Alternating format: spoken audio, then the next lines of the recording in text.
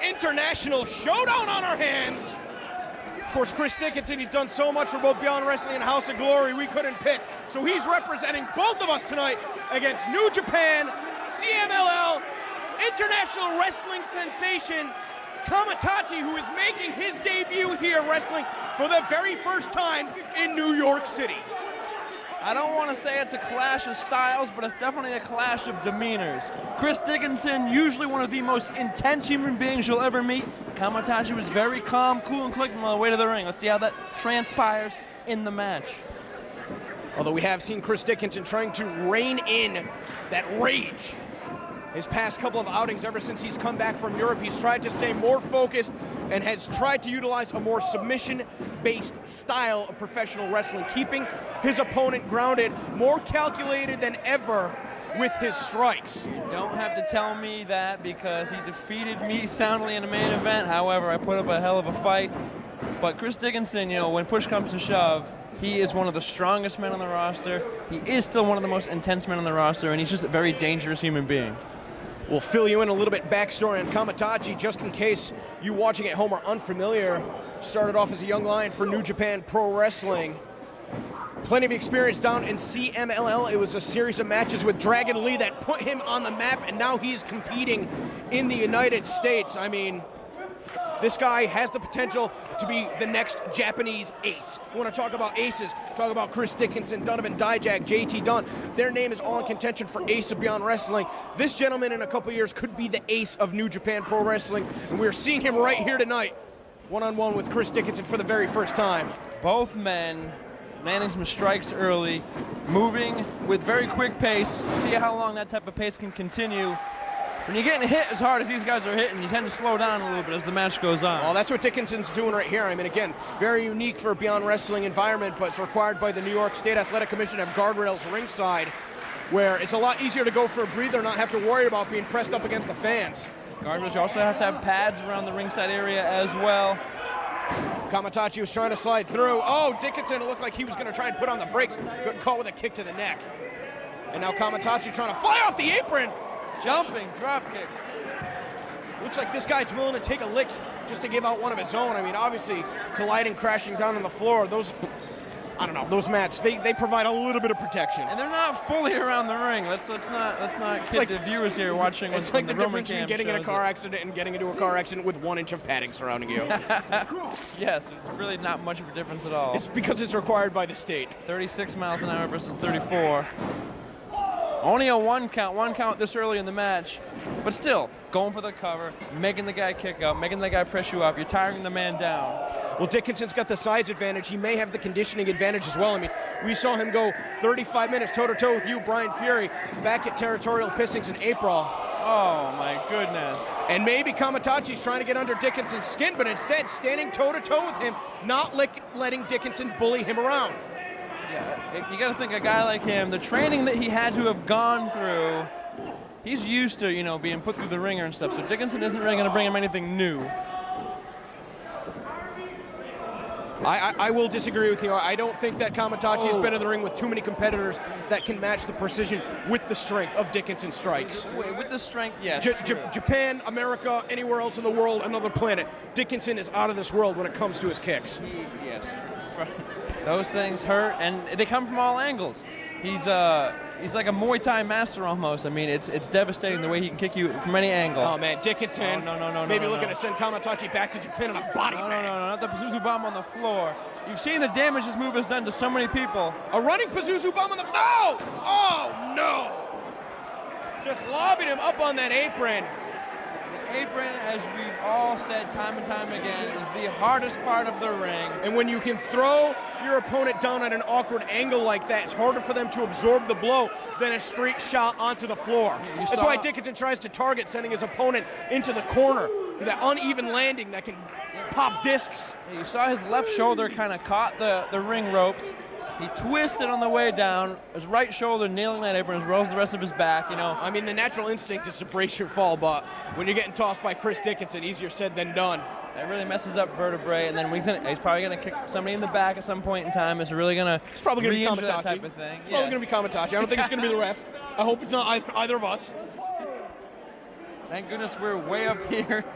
I don't want to get kicked by Dickinson again. Dickinson resetting the count. He's not done with Kamitachi. I think he's looking to send a message back to New Japan. That's the one place that has always eluded Chris Dickinson is wrestling in Japan. I mean, obviously just coming back from an excursion in Europe. But Dickinson, by the end of the day, when he wraps it up, I'm sure he's going to want a tour of Japan under his belt, and perhaps sending a potential ace for New Japan back to them crippled is going to send that message. Very disrespectful cover there. Just a foot on the chest. Dickinson's really taking his time. Once that Pazuzu bomb on the apron hit, man, he doesn't have to go at that breakneck pace anymore. Now he can dissect his opponent. There's that intensity I was talking about. Now Dickinson just wants to hurt his opponent, just wants to injure him, insult to injury. Now going for the arm. There's that submission-based game you were talking about earlier as well. Well, it's smart of him to target the shoulder. That's where he dropped him with that Pazuzu bomb. We do see a break from Dickinson before the referee issues that disqualification. Kamitachi right now really favoring that shoulder. Again, out to the floor. Not the typical Beyond environment as well. He can catch his breath. He can move around freely. Well, probably an environment, usually you see guys struggle with the Beyond Wrestling environment in their first time out. A lot more distractions with the fans ringside. That barricade didn't hold together. Well, that's you got the pros and cons. These barricades are obviously to try and protect the fans from the wrestlers. What are you going to do when you get a 250-pound Chris Dickinson sending his opponent face first like a torpedo through the steel barricade? And now looking to slingshot him. Oh! Caught him on that barricade, too. The official's giving these guys a lot of leeway. The official assigned by the state to keep order here. Dickinson not only risking disqualification, but risking having this show shut down to send a message to Japan. Chris Dickinson loses his mind once that Maybe bell it was rings. a bad idea to have him represent Beyond and House of Glory. Can I absolve myself of that? Right now, representing solely House of Glory, Chris Dickinson. 1, 2. 2 count only. You gotta think, the amount of time he's put in here in Beyond Wrestling, he's probably the longest tenured man on the roster. Active on the roster right now.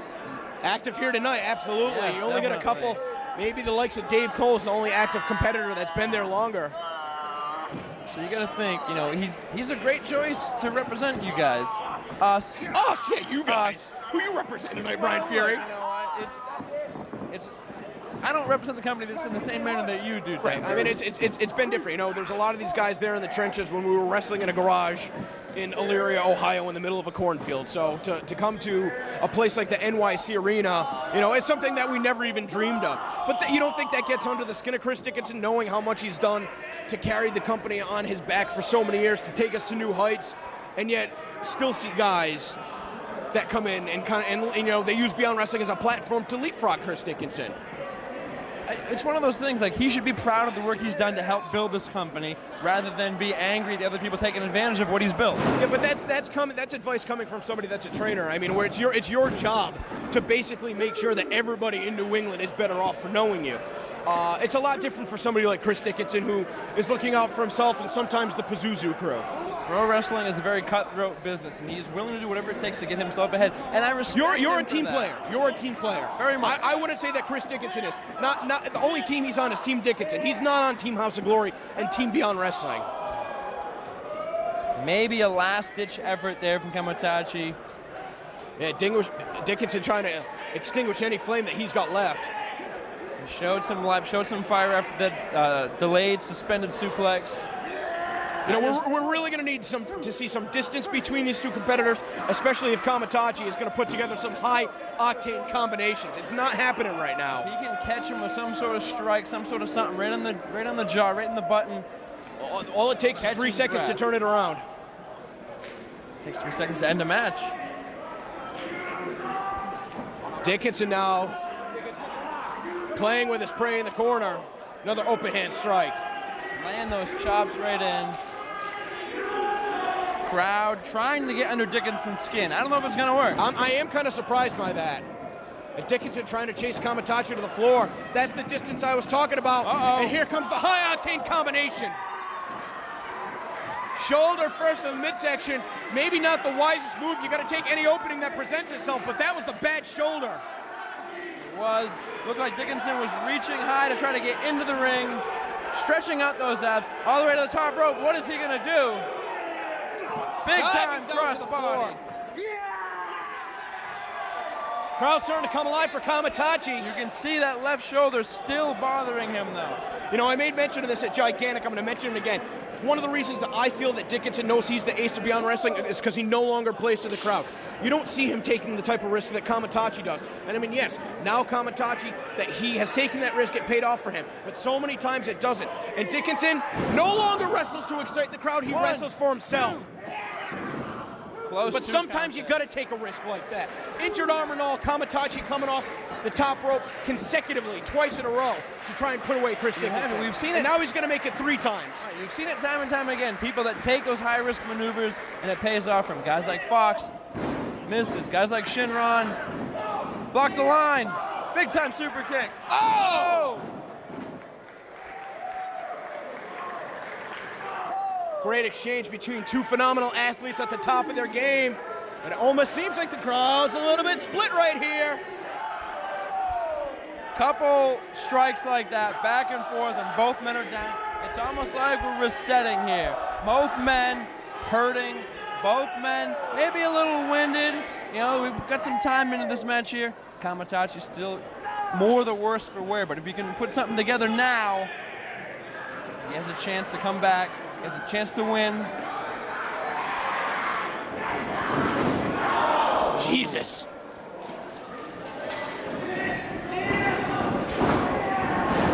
Got the boot up. Right up to the boot. Now Dickinson looking to take a risk, and it did not pay off. You see the sweat fly from that strike. Yeah, up in the high rent district, might get taken down. Oh, wow! Oh, my God! Right on his head. 1, 2. Incredible hold from the top rope, turning a normal pinning combination into a driver was Kamitachi. And now it's raining knees down on Chris Dickinson's chest. Going back to the top one more time. This guy loves to fly. Very exciting in his New York debut. Oh, and again, the knees to the face. My God. And that is going to do it. Unbelievable. Look, a move like that, while you are putting so much damage on your opponent, man, your knees are coming down hard. Yeah, but it's not exactly like you're landing on the mat. You're landing right on your opponent's skull. But, you know, if you twist a knee, something like that, you can end your own career. MCL, ACL, all that stuff. I mean, Brian, on one hand, you're preaching to the choir. On the other hand, though, it's the exciting risks that this guy takes. Telling you, man, Kamitachi's an elite athlete, and he's proven it right here. But Dickinson playing possum. Oh, there's that agility. Right up to the top rope in one fluid motion. Kamitachi's trying to get some distance. Big time Dickinson's not going to let him. Wow! Falcon arrow off the top. Unbelievable.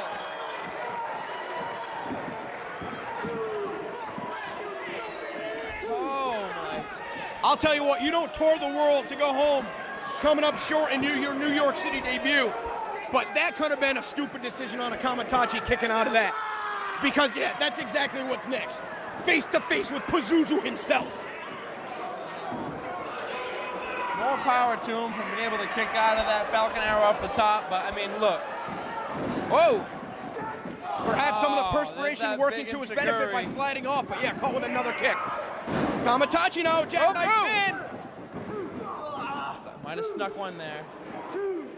Kamitachi's been watching his Dirty Daddy tapes. Oh! Just an ugly throw in the corner. Got under one arm. To the top rope again. This man is fearless. What can Dickinson do from this possession? Nothing. Another double knee to the face. 1, 2, 3.